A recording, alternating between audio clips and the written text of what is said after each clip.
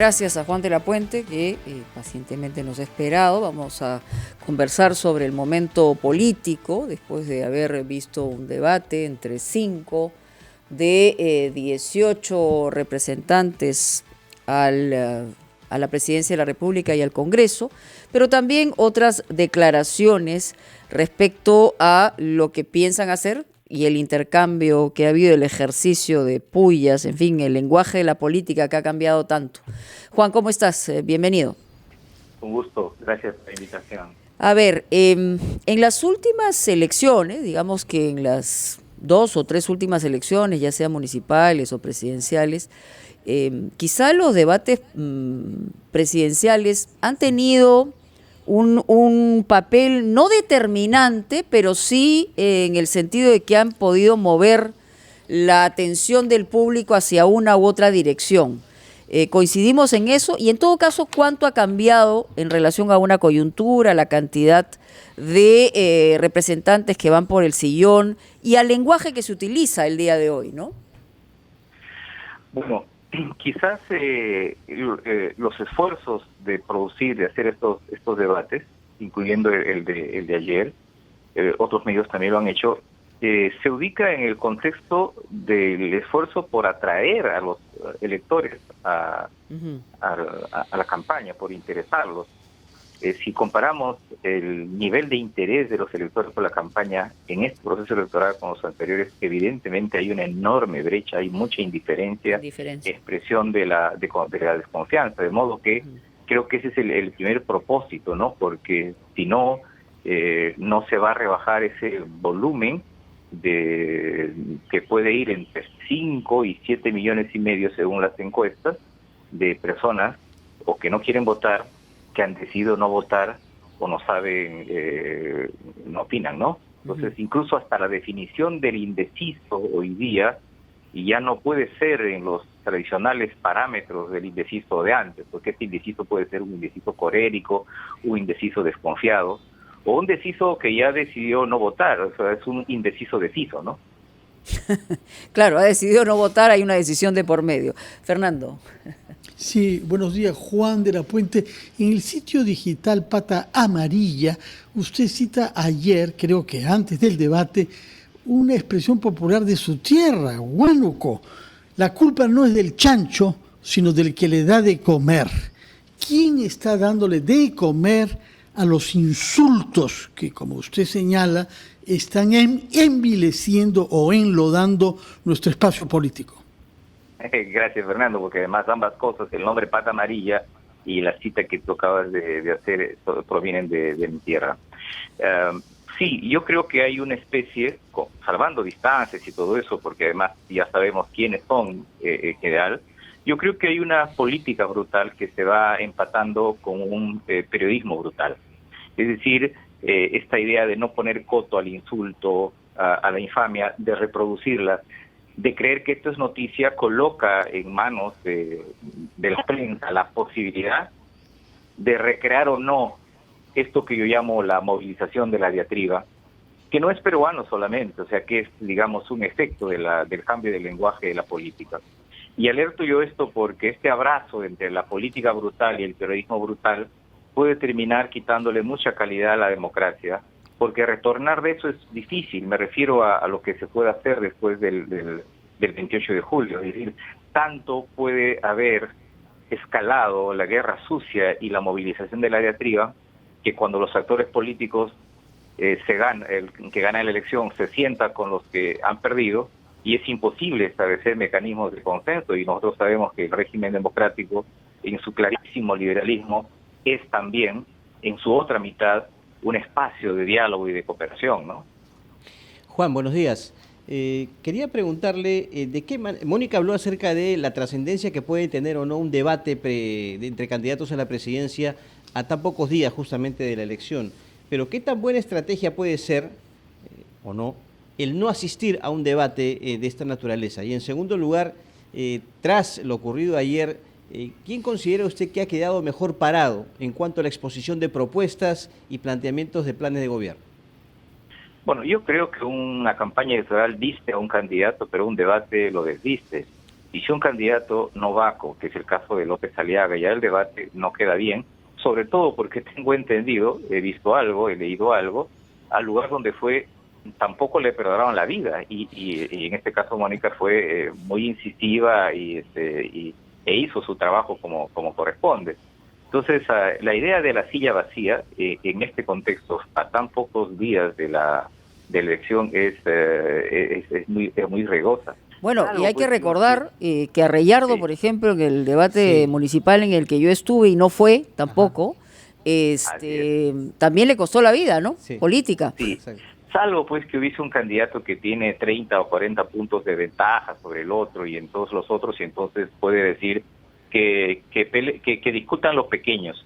Y en este caso no, en realidad casi todos tienen un dígito, solo hay un candidato que está por encima de un dígito. Ese Sí. es un primer problema. Ahora, Y sí. en relación a los efectos, yo creo que sí, me parece que tanto Verónica Mendoza como Keiko Fujimori creo que tuvieron un mejor desempeño. Curiosamente, no solo son las mujeres de la campaña, sino además están enfrentadas, digamos, en los esquemas. Verónica Mendoza proponiendo un cambio radical del modelo y Keiko Fujimori en la idea de no me toquen el modelo. Ujú. Claro, que están en las antípodas ideológicas, pero hicieron su trabajo. Cuando habla de la movilización de la diatriba, evidentemente hemos visto casos específicos a nivel mundial, como son el caso de Trump, de Bolsonaro y otros. Pero habla, Juan, del tema de medios de comunicación, pero también tiene mucho que ver con la inclusión de esta horizontalidad en redes sociales, en deformación de información, en repetición de lo que no necesariamente está verificado, y también un ambiente como el Congreso, donde la diatriba y el insulto es más fácil que cualquier argumento. Absolutamente, y yo creo que las redes sociales juegan un papel allí crucial.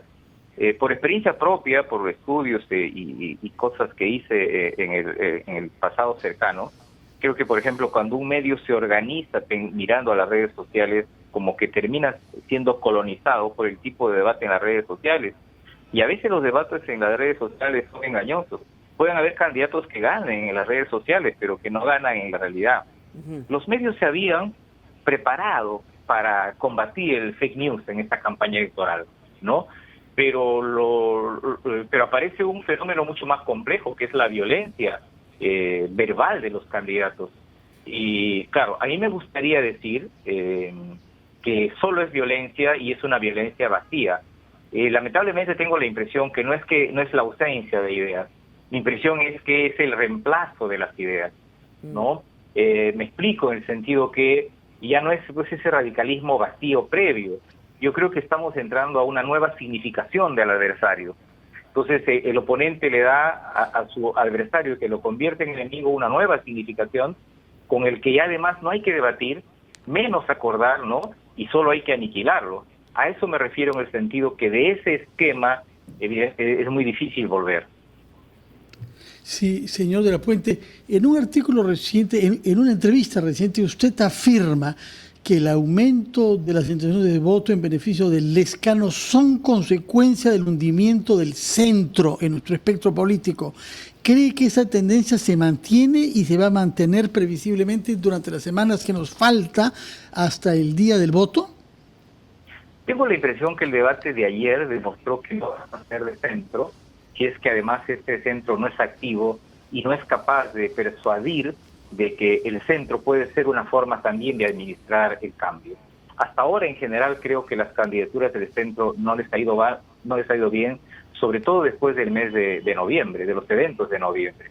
El señor Acuña, el señor Guzmán, y de algún modo también, aunque yo sé que resiste, el señor Fortay. Entonces, Fortay, Acuña y Guzmán expresaban este centro. Pero también es cierto que han funcionado las viejas lógicas de las contracampañas, es decir, los candidatos que migraban del centro no empoderaban a los clásicos rivales, sino buscaban nuevas opciones. Es decir, no buscaban a Keiko, sino buscaban al señor López Aliaga. No sé cómo funcionará ahora, porque yo creo que López Aliaga también trae a esta campaña una nueva polarización democrática sobre derechos y libertades. y habían electores que se mudaban del centro, pero no votaban, no mostraban intención de voto por Verónica Mendoza, sino por Lescano. Es decir, tenemos como que varias capas de contradicciones, de modo que hasta las contradicciones pelean entre sí. Obviamente en un país fragmentado y con una crisis grande, eso funciona. Sin embargo, sigo pensando que la polarización fundamental es la polarización económico-social. Y creo que esa es la que está determinando en este momento, ¿no? Digamos, la poca aceptación de un centro que daría la impresión que no tiene grandes ideas de cambio para un volumen tan alto de la crisis, ¿no? O sea, la gente no quiere que las cosas se queden como están, ni para un lado ni para el otro. O sea, ese es básicamente lo que está buscando la gente, y ahí es donde tiene que interpretar ese lenguaje los candidatos que puedan eventualmente representar un centro, ¿no? Es lo que es una apreciación. Porque ¿no?